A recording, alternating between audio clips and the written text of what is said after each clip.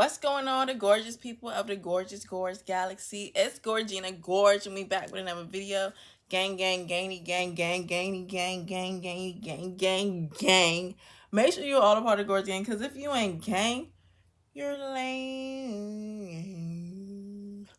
And if you don't want to be lame, like this video, subscribe to my channel, and leave some comments down below. You don't know the comment.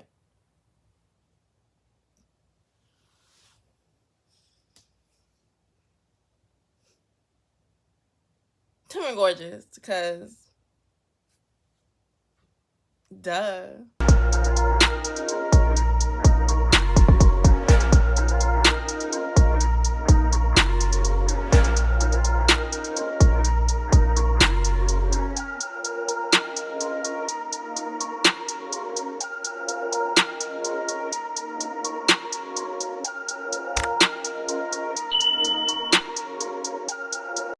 It is so early and it is so hot, and this black shirt is definitely absorbing all of my sweat. Like, oh my god. Anyway, hey guys, we are back with another Baddies Caribbean review. We did not review last week, if you noticed, and that's because I was supposed to be doing some other videos, but that's scrapped. So sorry I lied. But I did have other videos planned to come out because I was busy that weekend. But that's another story for another time. We ain't even going to worry about that. But we back with Baddies. Today, we have another recap and review for the episode of last Saturday of the night. Episode 7. Since everybody's Spanish now. You know, they're not white women anymore. They're not black. They're Hispanic.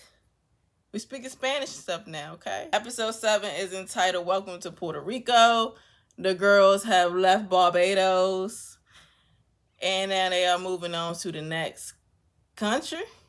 These are countries, right? Yeah, the next country. So they are heading to Puerto Rico this episode. And honestly, last episode, I can't even tell you nothing that done happened. Actually, I can. It was a lot of fighting last episode. It was a lot of fighting. Yes, a lot of fighting. But that was pretty much it. And they picked the replacement, but we'll talk about that later just for them not to be there. It's a lot. But we'll just strictly talk about this episode. So, you know, anything from last episode was last episode. We on this episode now. Okay. So they start the episode with everybody packing, getting ready to leave for Puerto Rico. We got Jayla and Sapphire chitting and chatting. And Slim and Tinkerbella are chitting and chatting. Like, everyone just, you know, they have the little same talks. Everyone seeing what's going to happen when we get to the new place, etc., etc. Then they have this brief little moment where Scotty couldn't find her passport. Now, she's all crying and scared, thinks she's going to be stuck in Barbados. Which, honestly, if I was Scotty, I wouldn't mind being stuck in Barbados away from these bitches. I wouldn't mind it. But, you know, Scotty, very emotional girl. She crying, she's sad, she thinks it's the end of the world. Meanwhile, her bestie, Natty Nunn, don't really care. She's talking about, well, we might just have to leave you. I'm stuck in Barbados. It's not even funny. So here goes Scotty spazzing out because I can't find my passport.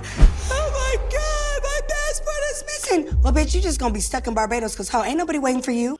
Like, she had no sympathy. One thing about Natalie, she's not a very empathetic type of person. She is fucking crazy. Like, this girl's really having a breakdown, and you don't care. She really said we could leave then. I feel like production purposely were withholding her item, expecting a different type of reaction. But I guess they don't know Scotty. They did that prank on the wrong person, because all she finna do was cry. And all she did was cry. You know, thought it was the end of the world. Now they're laughing at this poor girl. Like, whatever drama they were looking for from that ain't happened. So eventually one of the people, I guess a member of production, found the wallet and they give it to Scotty. Like I said, all that thick seemed fake as fuck. So Scotty get her little ID passport. She get her passport back. And then they able to board the PJ. So this time on the PJ, we got Jayla Mina, we got Scotty, we got Miss Natalie Nunn, of course, and we got Sapphire and Diamond, which Natalie is really trying to beat them colorist allegations. Because look at the crew. I'm seeing more color. Seeing more color in the crew this time around. Okay, Natalie. But I'm glad Diamond is being bumped up with them because she seems very much lovely. Now, is this the crew you want to hang out with? I don't necessarily think so. But at least they'll give her more camera time and it'll come with more perks because Natalie do run the show. So good for Diamond. Meanwhile, on the other PJ, because we got 2 PJs this season. So we got the other girls, Mariah, Biggie, Tasiki, Tinkerbella, Slim, Meatball. Anyone else that was there? I'm sorry, it's too many of y'all. So I cannot keep up. I can't. I'm trying to, y'all. Yeah, it's too many of y'all. So they on the other little PJ. I don't know. They can't PJ just seem. It didn't give classy. Like, you look at Jellamine and them, we get very classy. We high class women. Meanwhile, they all bunched up, 30 bitches to one PJ. They drinking and they twerking. It looked like it smelled. Like, they were having fun. Their PJ was a lot more lit.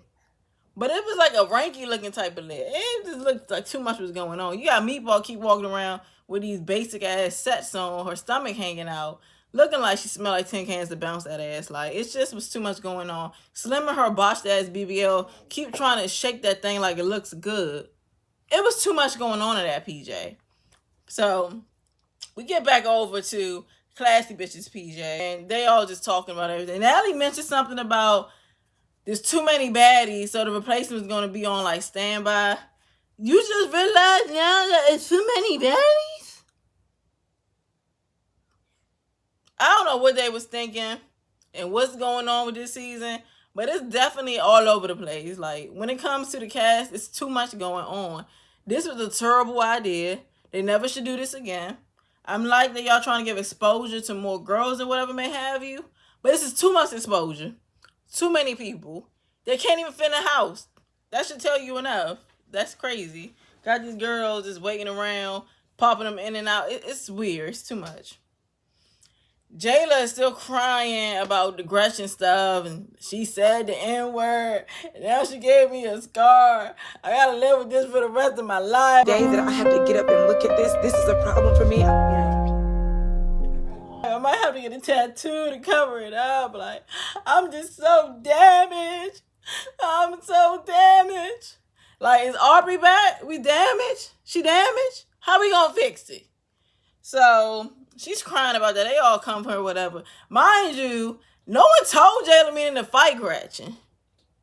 I know you ain't like what she said, but you started the fight with her. She wanted to bite you. I guess you look delicious, baby. But all seriousness, that bite mark is so disgusting. Every time I see Jayla Mina, I'm like, ugh.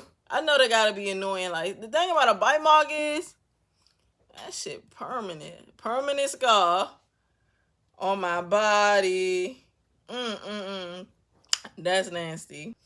So back to the second jet. Tinkerbell doing a little toast, talking about loyalty and being bad bitches, something like that. I guess Tinkerbell is trying to be the leader over there, which is cute for her. Whatever. But she keep mentioning something about her and Meatball being sisters. She said something about that last episode as well. Is they blood sisters? Or they just really close friends? Because they don't look like two very different kinds of But I don't know. That was weird. She keeps saying that like they came in the game together, etc., etc. Because we haven't really seen them interact too much. But they telling us that they know each other. So I'm wondering what's to come involving their relationship. If it's something good or if it's finna be something bad. Because this was the second time it was mentioned that they are sisters. And coming into the show, none of them said not a thing. Now they finally make it to Puerto Rico. This country looks very much beautiful. I would love to go to Puerto Rico so bad. That's on my list. First of all, like Natalie's or one of them had mentioned, this is one of the island experiences you could get without a passport. So it's a part of America basically, but it's a way better America than the America we be living in. It's like Hawaii. It's disconnected from the rest of the bullshit. Puerto Rico looks lovely. So they get to the house, And why the house look like a museum? Some type of illusions museum at that. Like, it's very nice, like, but too artsy, and like all the walls got random patterns on it, pops of colors. They look like shit bending. All these secret staircases, hidden rooms. It gave very much museum, Smithsonian. Like, this did not give a house, and it probably used to be some type of museum or exhibit or something like that. Who would know?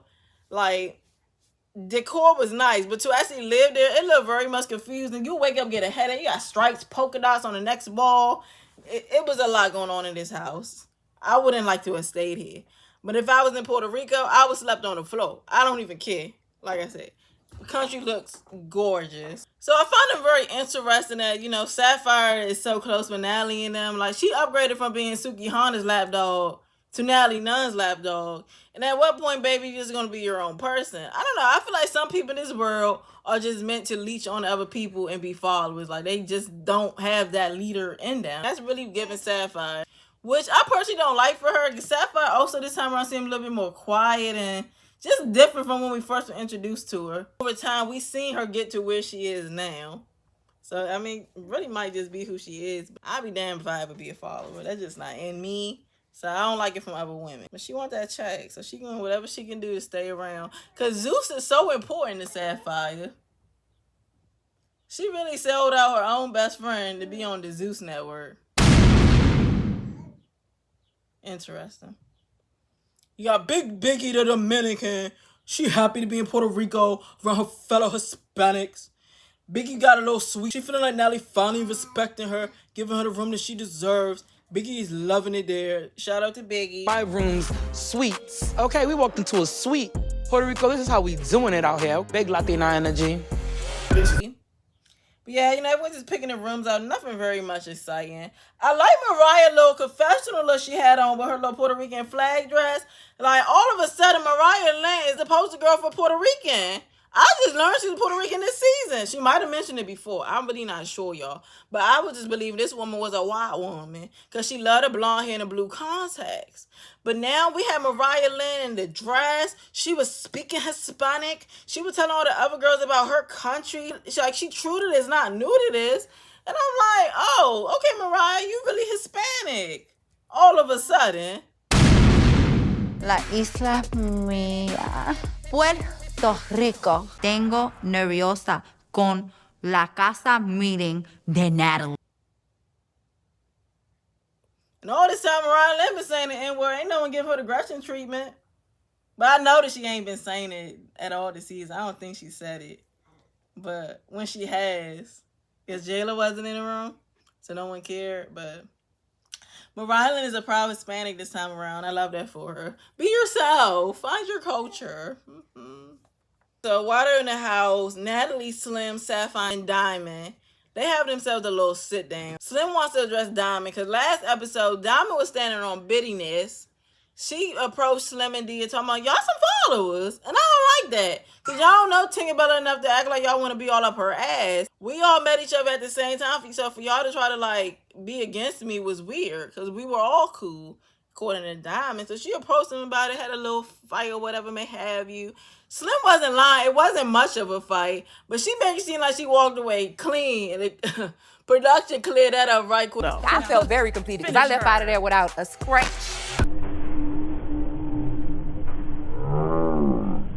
Like, girl, you got touched, and then it's okay. You ain't get beat up. You can have marks and ain't been beat up. But, girl, she did a little something to you. She did a little something to you. So, when Diamond's approached, she doubled down on her accusation. She's like, I think you're a follower. What do you want me to say? You're a fucking follower.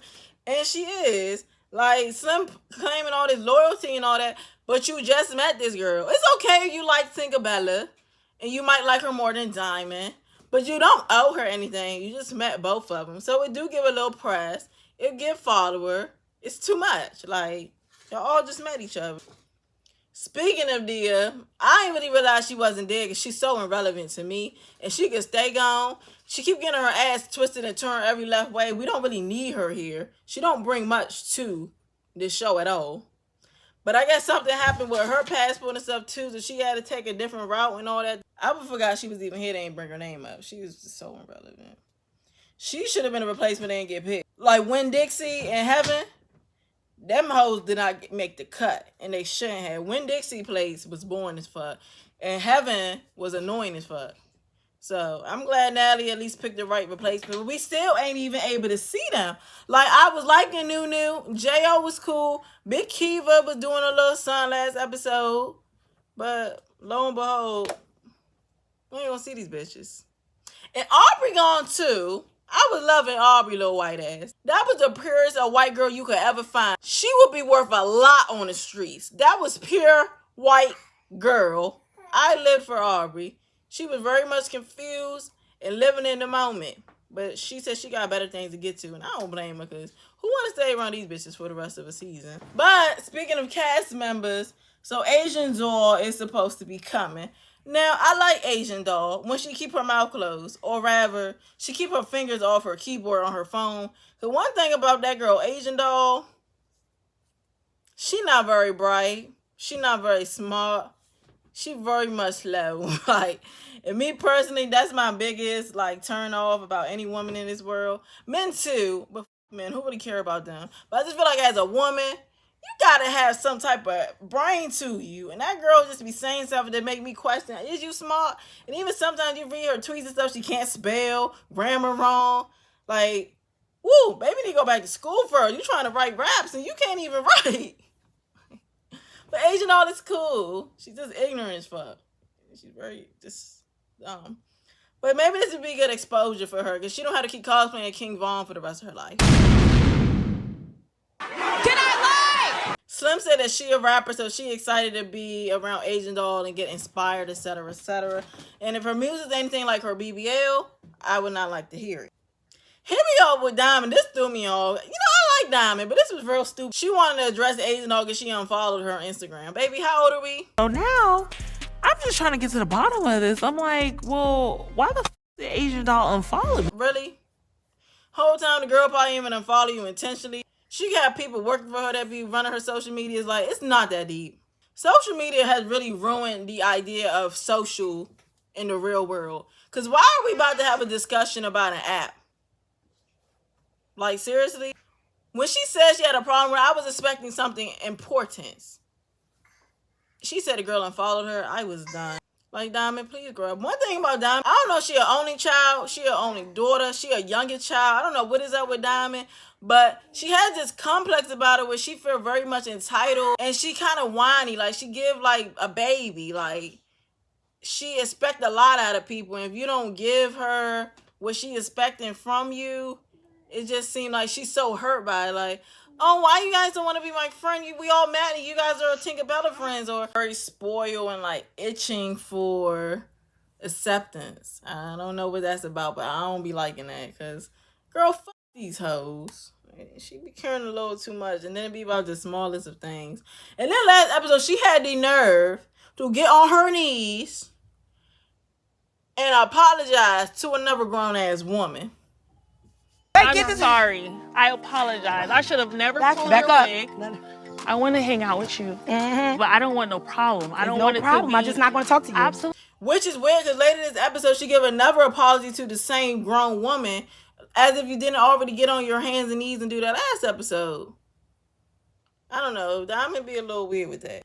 So, as we already have noticed, Big Grash is the main character of the season. Her saying the N-word has really taken over. And now they're going to have another house meeting to address that, because they want to move forward, Big Rush. They need an understanding with her in this word. Lord have mercy. So I guess Callyway, she likes Gretch. They have a little bit of a bond thus far, because when nobody was fucking with Callie, Gretch was. So Callie takes it upon herself to be the one to have a little conversation with Gretch. Now, this conversation was very much interesting, because mind you, Gretch has already told her she Puerto Rican, right? They in Puerto Rico. And allegedly, Gretch visits here very much often. Every summer, her family were coming back home to Puerto Rico, where there's predominantly Puerto Ricans. And I ain't never been to Puerto Rico. I don't know they be saying the N-word in Puerto Rico, but I just don't feel like that's a thing. But she was saying back at home, she could say the N-word. I'm assuming home would be New York or wherever else she from.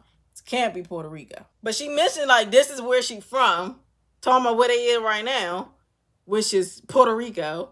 I don't know. That little part was confusing me. But, you know, she just kind of keep explaining the fact she grew up around black people, her kids black. Which I don't know what the kids got to do with anything. Because just because you put something out of you, that don't make it you. Just because you've been injected by a race, that don't make you that race. You come from what? I come from that background. Background You of what? feel like my peoples is black. My babies is black. Everybody that I'm around is black. When I say what I... And your kids is half black. Because you is not black. So, I don't know how having black kids mean you can say the N-word. I never heard that one before. But don't nobody else think that's a thing. Your kids can say the N-word. Bitch, you can't. But like she said, she ain't say no hard E-R. She ain't racist. And I do not think Gretchen's racist. Because, like, she not calling them niggas. She not saying the E-R. She just basically using the word in comfort because she was allowed to do it for so long. It's not necessarily her fault. It's the fault of these black people that keep letting non-black people say the word. Y'all keep letting them do it. Y'all keep trying to invite people to cookouts and all this other stuff. No. Gatekeep our culture. Gatekeep our community. We need more black people to put a lock on these gates. Because then these other people come in and they get comfortable with stuff that they should never been comfortable with. Never. So no, it's not necessarily Gretchen's fault, but I'm glad she's learning how it do affect other black people that actually care. Because clearly the black people she was around, they not very bright. So you got people who are more woke and understanding of the importance of gatekeeping that word, trying to educate her. And at this point, Gretchen seems very receptive to it because Callie is literally talking to her. She's not trying to attack her. Like, I don't know why they was trying to get Gretchen to listen to them with abuse. Like, you coming at me trying to fight me and all that. I don't want to hear nothing you saying. But Callie's actually taking the time to talk to her, understand her, hear her out. And they both had a very mature conversation. I enjoyed the both of them. I love Gretch, and I'm a fan of Callie. This was a very nice, mature conversation they was having. And I feel like at this point, Gretch is finally understanding the error in her actions. But we'll get to that. So Natalie called Asian Doll on the phone just to say that she coming to the dinner later on. Asian Doll talked about some type of beef she got with Mariah Lynn. Something about a George Floyd. I guess, you know, when George Floyd passed away, I guess Asian Doll was being tone deaf, which she always is. That's one tone deaf bitch. I guess she posted some video of her twerking during the day and people felt bothered by that. It was on her ass, but you know how that internet stuff goes. The thing like George Floyd had passed away. I think I was on live and she literally just like, Agent Dora, she on Instagram sticking her fake ass booty. She not posting the... People always be mad about all the wrong thing. And the same people that were putting energy towards whatever Agent Dora was doing, it don't sound like y'all talking about George Floyd either. But y'all know how they be. So, little petty beef she already has, but Natalie Nunn probably already know about. She coming in the house already looking for smoke.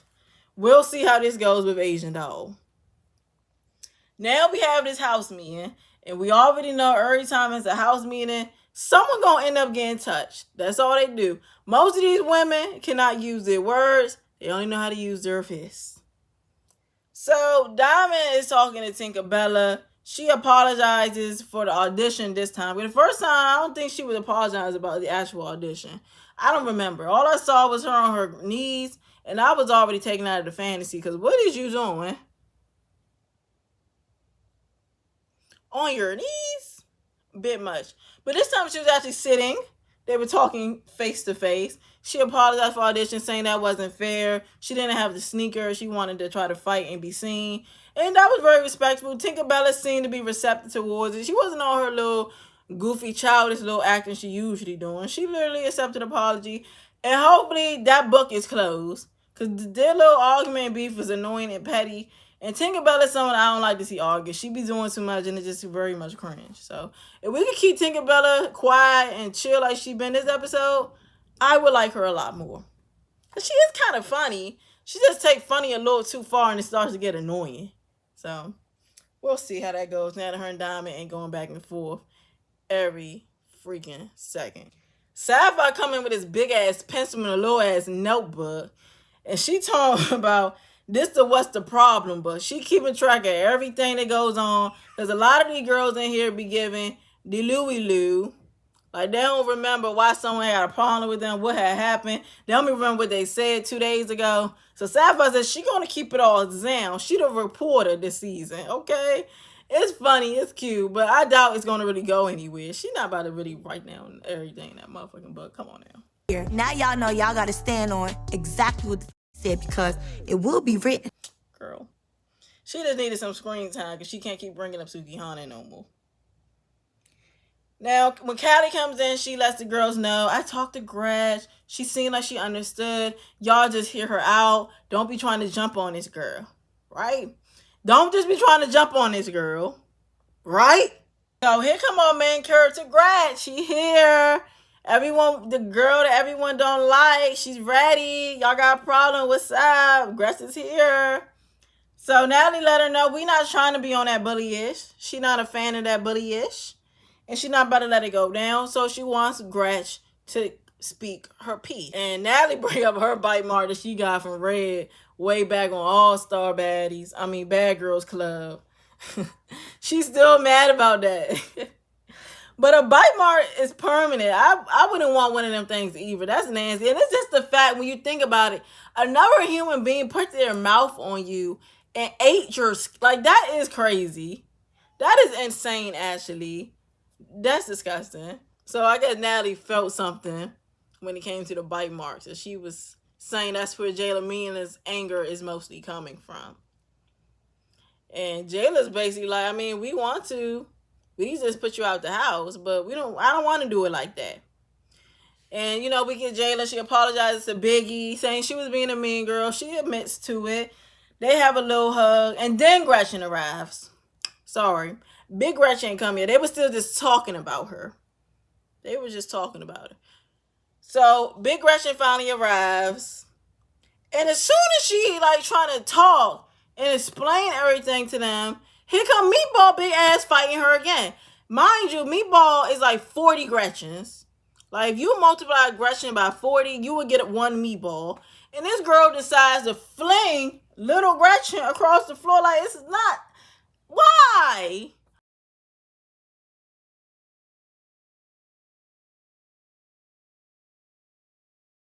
I'm sorry. I know Meatball got a lot of fans because her social media presence. Yeah, she's very funny. I get that.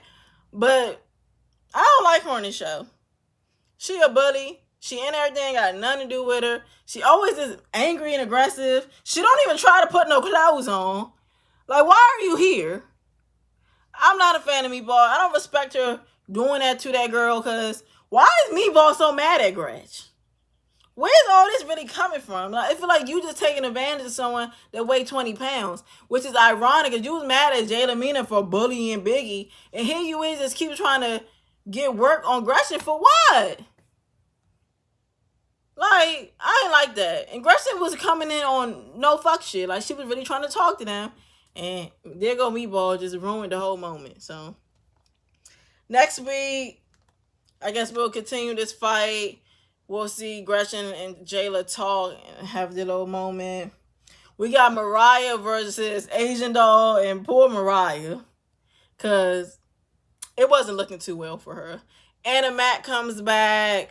Wasn't much for this episode. Like I said, Gretchen is clearly the main character. They spend most of the conversation discussing what they're going to do about her, because she said that word. And I don't want anyone to think I don't think her saying that word is serious, but it's like being taken too serious. Like, we can't keep talking about this. So hopefully, after all this calms down from next episode, we don't got to hear nothing about this anymore. But that means, Gretchen, you better not say that word no more for the rest of the season, because they trying with you, girl.